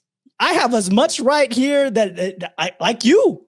Yeah. Got me fucked up telling me to go back inside my. Y'all go fucking argue inside. Use your inside voices, you dumb idiots. I'm also in my own backyard. You know what I mean? Like, you can't tell me to go inside of my house when I'm in my own backyard. You're the one disrupting people by screaming outside. Like, you're the ones being inconsiderate. It's crazy to me to expect like your neighbor to go inside so that you can argue outside. What an insane thought. If y'all gonna fight, entertain me anyways. You know, throw out the most colorful words that you can. Discredit, flame the shit out of the person you're arguing with. I don't know. Cut through their feelings. Like, go after their deepest insecurities, just so I can be entertained. You know what I'm saying? HOA. There's a noise violation over here. Oh my God! Please. No, I'm not even gonna snitch on a noise violation. I'm like, as a matter of fact, I'm monetizing this bitch. Oh yeah, you're making money from it. I like it too. Hell yeah. Lunessa sends $2 and says, Karen versus Karen, channel fights, make that moolah.